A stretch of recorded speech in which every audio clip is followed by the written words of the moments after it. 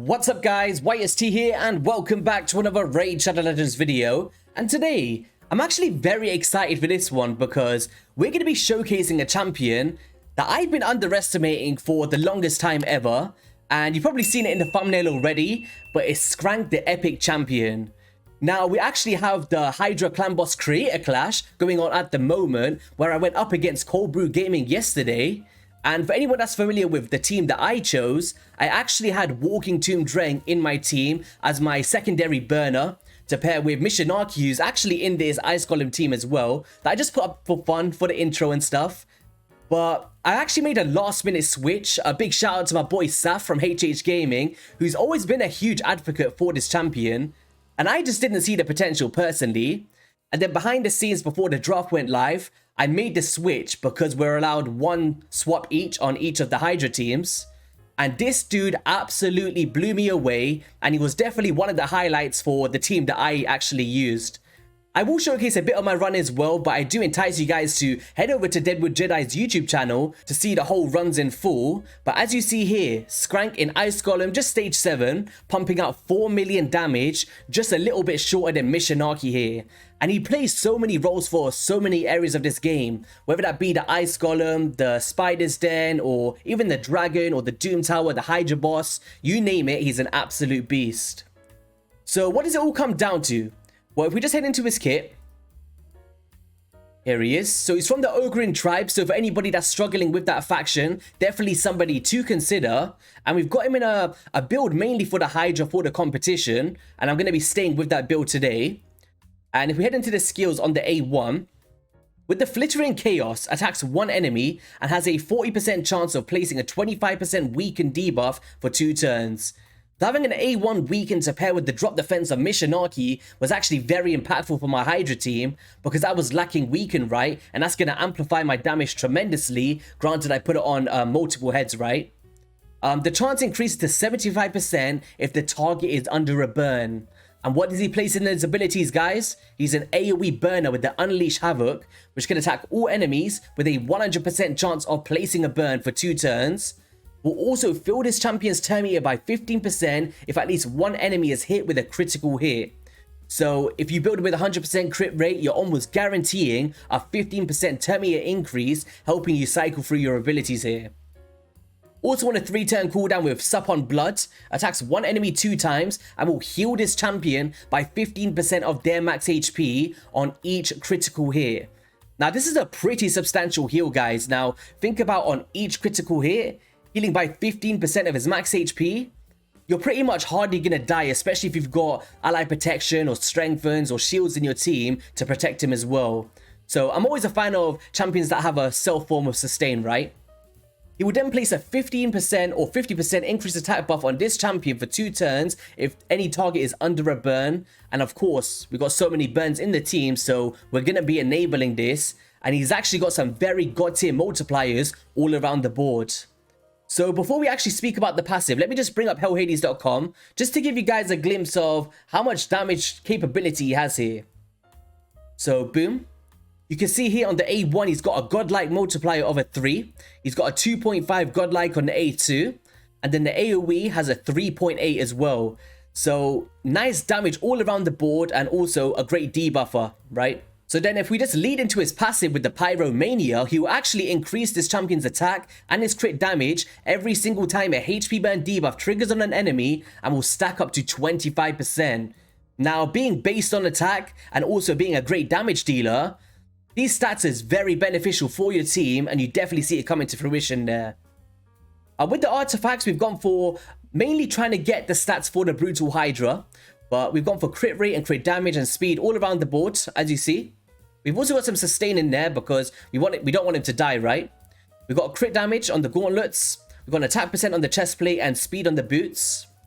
Then we've gone for attack on the banner here because I've got the accuracy in my substats. But don't feel bad about getting the accuracy and then just getting the damage elsewhere. We've then gone for crit damage on the amulet. And then attack on the ring with some nice attack percent rolls. Masteries, we've gone the offense tree heading down to War Master. But if you want to use him for a DPS, maybe for even Arena, I wouldn't be totally against that, to be honest. You could potentially go Helm Smasher. But then even in Like, if you just wanted for a spider burner, you could potentially go down here to Eagle Eye. Maybe if you don't have the accuracy stats. Or there's just so many ways to consider. But for Hydra Boss, we're going for War Master, getting that bonus damage, and then also the defensive tree, because I don't care about the Head of Torment and the Fears, because Tuhanarok was in my team for the Creator Clash. So, yeah, that's the way that I've got him set up there. And then, also, this champion is fully booked. You're going to be getting a lot of value here. We've got some damage, some heal bonuses, and also getting the 100% chance on that burn is vital for consistency. Unfortunately, I don't have any blessings on him, but I would consider something like a Cruelty, right? He does have AoE damage, and being able to get them down to that threshold straight away would be very beneficial. So let's take him into a few areas of the game, have some fun with him. I've got a few teams set up, and then we'll go into a bit of a Hydra team. I'm not going to do the entirety of the run, because I'm going to try and optimize my team, because I'm actually taking on Scratch as I defeated Cold Brew Gaming yesterday. It was a bit unfortunate that his run had some bad RNG. I was really excited for the battle against Cold Brew. I felt he was very underrated. But if you head over to that stream, you can actually see the damage capabilities his team had. And we was very close. Like, I'll show you some results that I've had as like an average team. It's probably not the best. That I don't want to, you know, ruin anything that could happen on the day. But we was very close in terms of what could have happened with some bad RNG. So, big shout out to Cold Brew. He had an amazing team as well. So let's go. We've got a spider team here, Spider 25, and we're going to be using him to burn. We're creating the blue to freeze the spiderlings as well. Let's go. Oh, look, Oddworm Gaming in the top corner. He's getting ready for the Hydra challenge tonight, guys. Against Nub Raids, right? But there's the burns. Boom, we're going to reset with the rare champion of Renegade. And then now, we're going to come through with some other Heart Seekers and more burns. Or freezes, should I say. Boom. Got a weaken on as well. Our targets are going to start dying, but boom. Drop down that turn meter. Boom. We're going to freeze everybody else. Wait for the animations of the final heads with the burns. And there we go. 31 seconds. Not too bad at all. And a 6.8 million damage coming out from Scrank for spiders. So if you're thinking about a spider option, you can see I still had him in damage. But all I had to do was make sure he doesn't reapply that with presets. As you see here. We head back in. With the presets, what I did was, the 2 burns are enough with 2 cold hearts. So I've opened with it and then I've locked it off. But I've made sure that my crowd control champion goes before him to make sure that all the spiderlings are down on the floor to optimize all of the burns, right? Because if he's the fastest in your team, you're not going to get the burns on everybody. Therefore, you might fall short on your run. So definitely something to consider there. I actually forgot to show you the overall stats of my champion of how I'm running him. My apologies, guys. I'm so bad with the stats sometimes. But how I've got him running is 36,000 HP. We want a bit of HP, right? We want him to heal a little bit of his A2. 2.8k defense. 231 speed to make sure we get as many turns as possible. 100% crit rate. 250% crit damage. And 260 accuracy to place the burns on the Hydra heads. Our faction was unfortunately it's not open today. But he's going to be very strong for there. And maybe let's just head into a dragon run. Let's see how well he can perform. We're going to get stage 20. Let's just... So we've got an attack aura here. I'm just hoping that Baron dies. Drop defense and weaken. And then Scrank. Pretty much. So drop defense and weaken's going out. There's the burns. And boom. Now we can get the increased attack because the target was under a burn, right? And that's going to be very beneficial for him. So now how much damage can we do here? With like a single target ability. 100,000 on the A1, guys. And yesterday when I was having it optimized, he was hitting 300,000 on the Hydra heads with that A1 skill without the weaken up. Because once it starts to ramp up with those burns, you know, he's going to start getting some extra damage output there, right? Oop, we need that fear to proc. We got a strengthen on. Boom. There we go. Our heals are starting to come back through now. Nice. Ooh, 6,000 heal there. Not too bad. Look at that damage. What was it? 100,000 there. Because it starts to ramp up with his passive by the 25%, right? Alright. Let's see. Can we actually survive this? Hopefully we should be fine, right? There's the burns. Look at that. 150,000, guys. With that double hitter. A 100k. And he's not even fully optimized. Like, if you put Helm Smasher on him and then Savage and stuff, you'll be seeing some crazy numbers here. But I feel like as a debuffer, it's really hard to get the damage and the stats that you want in some specific gear sets, right? Boom. 170,000 there, and there we go. 1 minute 26 seconds, duo with Lydia, 2.6 million damage coming out from Scrank. So Spider's Den, all of these dungeons, he's gonna be doing really well. Like as you see with the Ice Column Hard as well. Fire Knight, he does have some multi-hitters, and he does have some decent damage, but I'm not sure how impactful it would be for there. So let's just go into my Hydra team. As I said, I'm not going to go through the entire run, but this was the one that I used on the draft itself for the first one against Cold Brew. And it was a really fun team, man. It performed much more than I thought. And as I said, I took out the Walking Tomb Dren with the Detonation A1s for the Scrank, and he's putting in a crazy value here. So we're not going to play the entirety of this run. I just want to show the synergy between the Scrank and also the Burns of Mishinaki and the Provokes of Coroner. It's just Ogryns and Skinwalkers taking over, right? And yeah, what you see there, the Pyromania with the passive is starting to ramp up. So every single time that the burn is activated, what is he doing? He's increasing his damage, right? And look at that, 150,000 damage on the A2 there. It's bonkers. It's like an epic Turvold.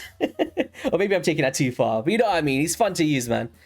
Can we get a Provoke out with the Provoke set? Oh, there we go. Nice. So there is a bit of RNG with that Provoke set, but once we're in sync, and then we're like outlapping fast enough with the increased speed, then we pretty much always have that on. But there is some small pockets where it falls off. And I know that a bunch of people was telling me to go Morley Tankard on the team, but I did try it. I went into unbind some champions. I got it from the Ultra of Souls. Oh, not Ultra Souls. What's it called? The Guardian Ring. There we go. And she's kind of like a bot, right? Like away from the provoke, she's very good at that role, and her passive is very good for increasing turn meter to boost the damage of everyone else. I just felt like Coroner has some decent damage over the turn counts that I'm reaching to, and also in a Cruelty Blessing, all of these A1s is just gonna help out Mishinaki to deal some more damage. As you see here, everyone's pretty even, right? We're gonna be decapitating those heads. 125,000 on the A1 now of Scrank.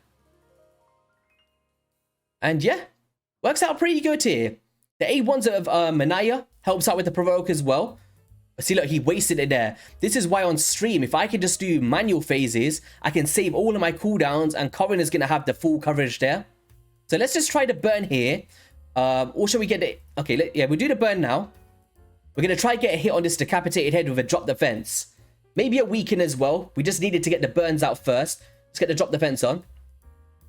I was trying to do this on stream yesterday. It was so funny. We didn't get the ally attack there. Okay, let's go.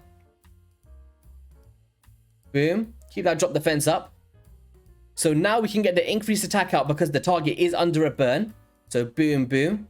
Look at that, guys. 500,000 damage coming out from that A2. And then we're going to show the A1 as well. He hasn't got any weaken on yet, though. This is the thing. With the weaken, it's crazy. Oh, I'm trying to bring it in with the ally attack.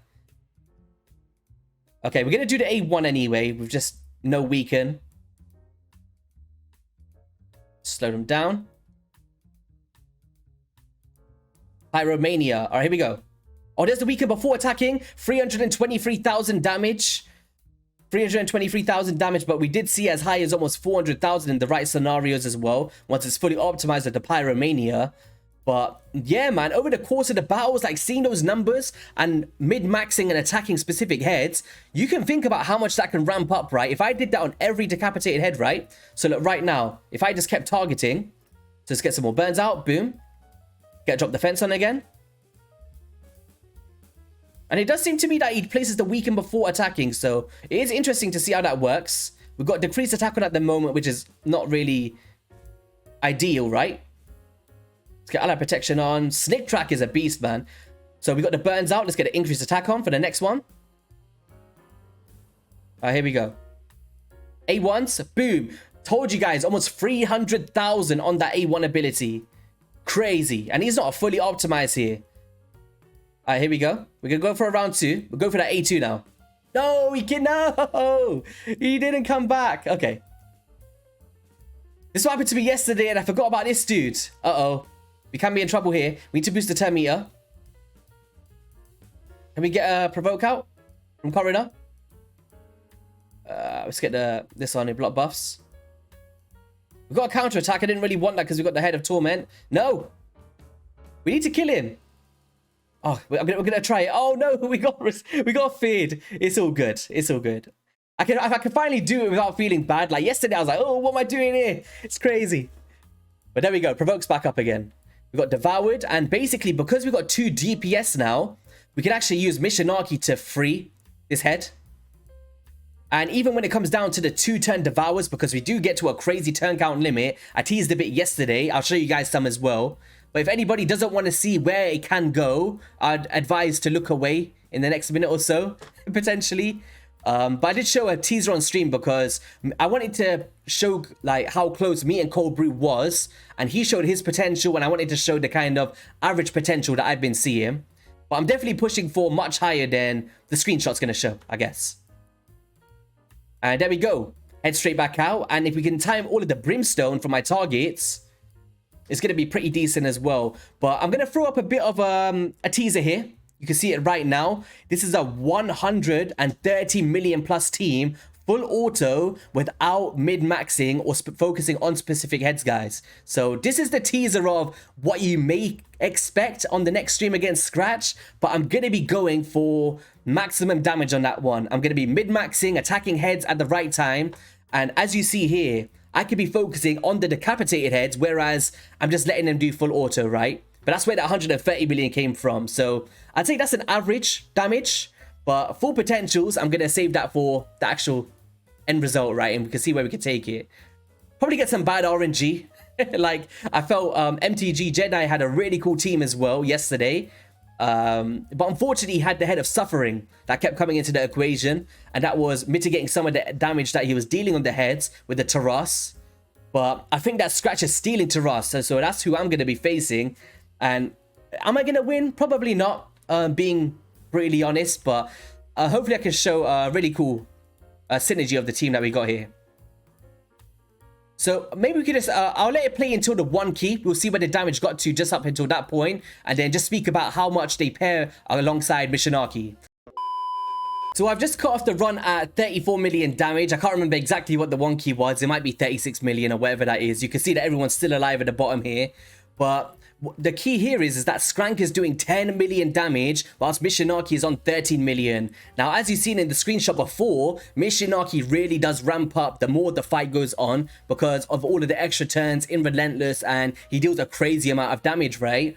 But just for a comparison, as an epic champion, he's pumping out a whopper amount of damage here, guys. So for anybody that has Scrank in the vault, definitely worth taking him out if you're trying to progress in the Hydra boss. And definitely tune into the stream once we come up in the semi-finals to see how much his full potential is. But I do want to ask you guys a question, as my viewers and stuff. Hopefully nobody's watching from the competitors. I do have a chance to steal a champion from Cold Brew, and I felt like Tila Gormain could pair very well with Missionarchy. So would you like to see Scrank again? Or would you like me to bring in Tila Gormain for that semi-finals to see how well they compare together, so you can kind of judge which one can deal more damage in a team like this? But I'll leave that down to you guys' discretion. I'll be reading the comments and all of that good stuff. But on that note, I will be ending the video here. Make sure you guys tune into the Hydra boss on the other side. The seeds with Hell Hades versus Deadwood Jedi and Odd One Gaming versus Nub Raids, which will be going on tonight at 8 PM UTC. Be there or be square. I'll definitely be in the chat checking out the competition as well. And if you guys did enjoy today's video, be sure to hit that like and subscribe button. And I'll catch you guys in a video soon. Peace.